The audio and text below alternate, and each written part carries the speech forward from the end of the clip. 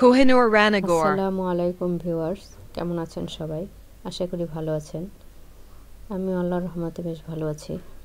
তো রোজাগুলো বেশ ভালোভাবেই রাখছি। তো আজকে আমি কি ইফতার তৈরি করছি সেটা আপনাদের সাথে শেয়ার করব। আশা করি আমার আজকের এই রেসিপিগুলো, এই ইফতারগুলো আপনাদের ভালো লাগবে। তো ভালো লাগলে লাইক কমেন্ট করতে ভুলবেন না।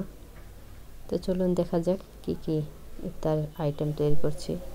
প্রথমে আমি চিকেন ব্রেস্ট নিয়ে তা ভালো করে ধুয়ে পরিষ্কার করে টুকরো টুকরো করে কেটে তাতে সব ধরনের মশলা দিয়ে মাখিয়ে আমি একটা কড়াইতে তেল দিয়ে তাতে আমি দিয়ে দিচ্ছি এবং দিয়ে দেওয়ার পর কিছুক্ষণ পর মাংসগুলো আমি এভাবে তুলে নিচ্ছি। বেগুনি যেরকমভাবে তৈরি করা হয় আমি আজকে চিকেনগুলো দিয়েও সেইভাবেই তৈরি করে নিচ্ছি। তো যেহেতু ইফতার তাই আমি এভাবেই তৈরি করছি। এটাকে চিকেন ফ্রাই বলা চলে। এভাবে চিকেন ফ্রাই করলে অনেক সুস্বাদু হয়। তো এরপর আমি ভেজে নিচ্ছি বেগুনিও বেগুন দিয়ে তৈরি করতে হয়। তো বেগুন দিয়ে আমি ভালো করে বেগুনিগুলো তুলে নিয়েছি। এরপর ভেজে নিচ্ছি আমি পেঁয়াজগুলো আমি ভেজে নিয়ে একটা প্লেটে তুলে নিচ্ছি। এভাবে বেগুনি এবং পেঁয়াজু ভাজলে অনেক বেশি টেস্টি হয়।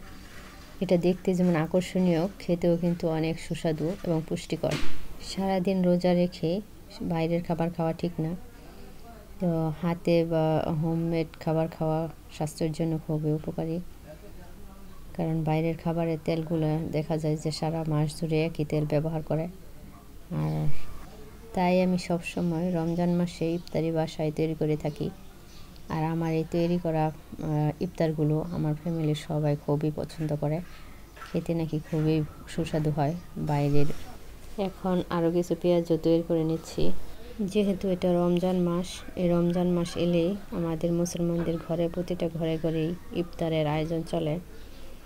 ইফতারটা আমরা খুব আনন্দের সাথে গ্রহণ করে থাকি। তো এই ইফতারিতে বিভিন্ন ধরনের আইটেম থাকে, যেমন পেঁয়াজু, বেগুনি, আলুর চপ, চিকেন ফ্রাই, ছোলা বুট, আরও অনেক কিছু ইত্যাদি ইত্যাদি।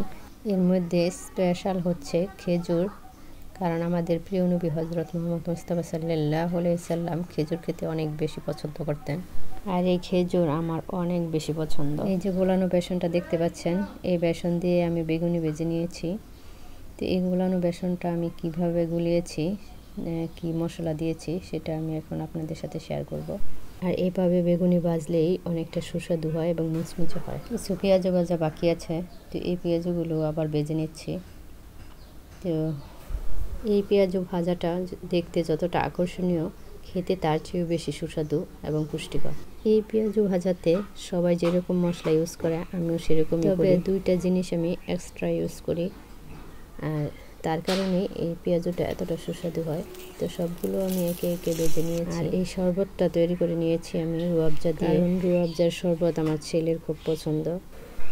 আজকে আমাদের ইফতারিতে থাকছে রুয়াবজার শরবত, হালিম, শসা, আনারস, স্ট্রবেরি, পেঁয়াজি, বেগুনি, খিচুড়ি, খেজুর, কলা, আলু শাক দিয়ে চপ এবং পেঁয়াজ। সবাই ভালো থাকবেন। আল্লাহ হাফেজ।